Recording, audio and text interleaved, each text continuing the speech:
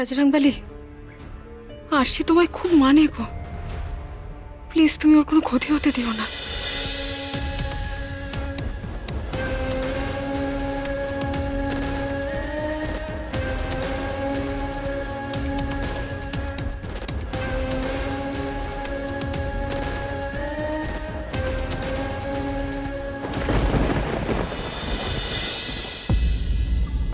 কি হলো, জেঠিকে পেলে ফোনে? না রে, আশির ফোন কন্টিনিউয়াসলি সুইচ অফ বলছে। বুঝতে পারছি না ব্যাপারটা কি হলো। সেই তো এতক্ষণে আশির তো ফিরে আসার কথা, এত তো দেরি হওয়ার কথা নয়। কিন্তু শুভদা, এমনটা তো হতে পারে যে ও ট্রাফিক জ্যামে আটকে গেছে, তাই জন্য হয়তো আসতে দেরি হচ্ছে। হ্যাঁ, সে হতেই পারে, কিন্তু ফোনটা সুইচ অফ কেন? না, হতেই তো পারে যে আরশির ফোনে চার্জ নেই, তাই হয়তো সুইচ অফ হয়ে গেছে। আশি কে ফোন করেছে? অঙ্কিতা অঙ্কিতা? ও কেন ফোন করেছে? জেজের ব্যাপারে আমাকে খবর দিতে চায়। এই দেখো সাক্ষ্য আমাকে অ্যাড্রেসটা পাঠিয়েছে। আমি তাহলে হাসি, বুঝলে?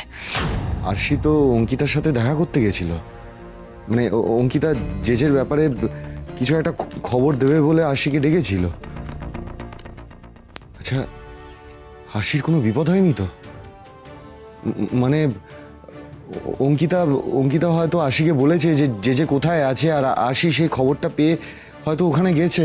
তারপরে দাঁড়াও, আজকে জেঠি বাড়ি ফিরুক, আমি জেঠিকে খুব বকবো। জেঠির ওখানে একা যাওয়া একদম উচিত হয়নি। এই জন্যই তো সব সমস্যাগুলো হয়। এক মিনিট। আমি আরশিকে যতদূর চিনি, ও যদি খবর পেতো সাক্ষ্য, ও কিন্তু তোমাকে নিশ্চয়ই জানাতো। তাহলে তোমার কি মনে হয় বাবলুদা যে আরশি সত্যি বিপদে পড়েছে? দেখো, ওভাবে তো শিওর হয়ে কিছু বলতে পারছি না, কারণ তোমরা যেখানে আমিও সেখানে। তাই আমার কিন্তু সেরকমই কিছু একটা মনে হচ্ছে। এখন আমি আশিকে কোথায় খুঁজবো আমি ওকে? আরে ওকে না পেলে যে আমার টেনশনে মাথা কাজ করে না। সাক্ষ্য প্যানিক করো না। তুমি একটা কাজ করো, তুমি বরং অঙ্কিতাকে একটা ফোন করে দাও। কিন্তু অঙ্কিতাকে ফোন করে কি লাভ? না, ঋতু ঠিকই বলেছে। অঙ্কিতাকে ফোন করলে হয়তো জানা যাবে যে আশি এক্স্যাক্টলি কোথায় আছে। হ্যাঁ, আমি একবার ফোন করে দেখছি। ভাগ্যিস মহাগৌরী আমাকে অঙ্কিতার নাম্বারটা দিয়েছিল। দেখি আমি কল করে। আমিও মহাগুড়ির থেকে ওর থানার সবার নাম্বারই নিয়ে রেখেছি। ও যদিও কখনো আমাকে অঙ্কিতা সুজয় নাম্বার দিতে চায়নি, বলতো ওদের সঙ্গে কথা বলার নাকি কোনো দরকারই নেই। আমি বোঝাতাম ওকে কখন কি বিপদ হয়, নাম্বারটা দিয়ে রাখ।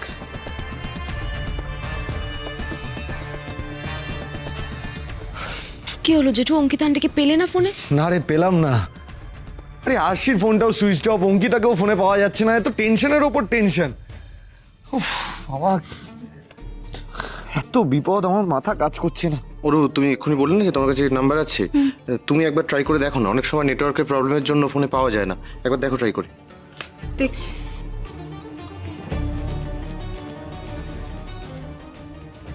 ফোনে পাচ্ছি না।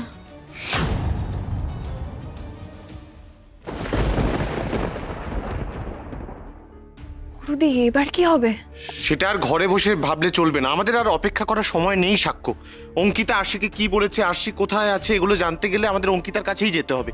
ও ছাড়া এই সত্যিটার কেউ জানে না। চলো। আমিও যাবো তোমাদের সাথে, আমাকেও নিয়ে চলো তোমাদের সাথে। একদম না।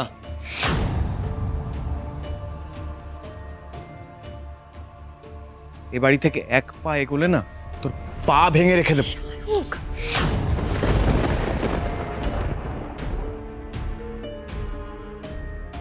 তুমি সবসময় এরকম কেন করো বাবা?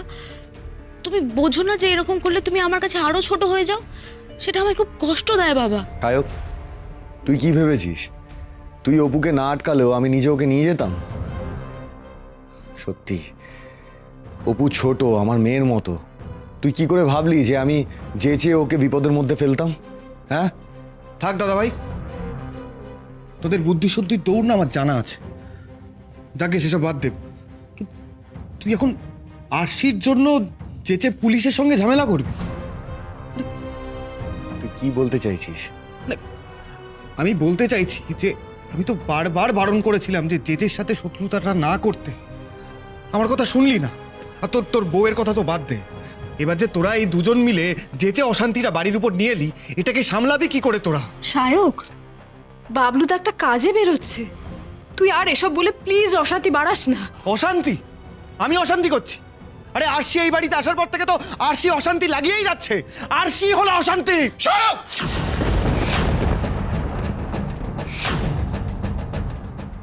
চিৎকার কর না মানু, কোনো লাভ হবে না। আমি সবার সামনে বলে দিচ্ছি একটা কথা, শুনে রাখো, দাদাভাই আর আরশির জন্য এর বাড়ির সবার প্রাণ নিয়ে টানাটানি হবে।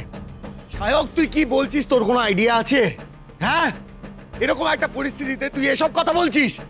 আশিকে ফোনে পাওয়া যাচ্ছে না, ও কোথায় কি অবস্থায় রয়েছে, আর তুই এসব কথা বলছিস? আমি বলবো না কেন? হ্যাঁ, আমার মেয়ের অপুর প্রাণ নিয়ে তো টানাটানি হয়েছিল এই আরশির জন্যই। তোর কর্মফলটা ভোগ করতেই হবে। আজ থেকে 23 বছর আগে আমার মা বাবার প্রাণ গেছিল তোর আর আরশির জন্য। অনেক কর্মফল আছে রে, অনেক কর্মফল আছে। আরশির কপালে তো চরম দুর্ভোগ, চরম। তাই না? ভেবে বলছিস তো কথা? হ্যাঁ, ভেবে বলছি। সত্যি সায়ক, কর্মফল আছে। আরে তুই কবে আশির পাশে ছিলি রে? হ্যাঁ, তুই তো কোনোদিনও আশির পাশে ছিলিস না। আরে এইসব কাকু কাকিমা এইসব দোহাই দেয়া এবার বন্ধ কর।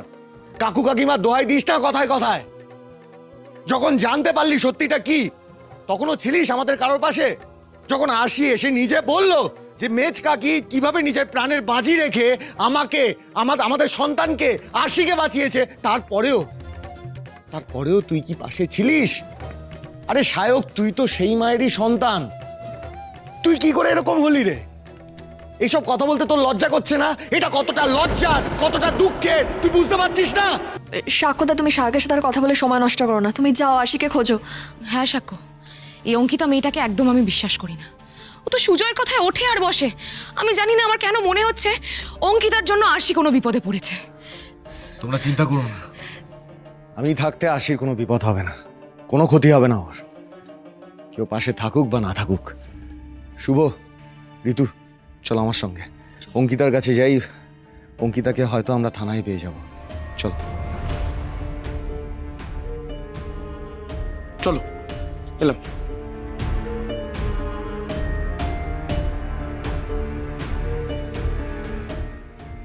বজরংবলী, আরশি তোমায় খুব মানে গো।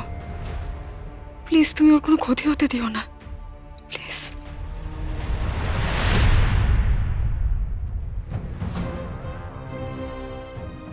না না না, কাজটা আমি একদম ভালো করিনি।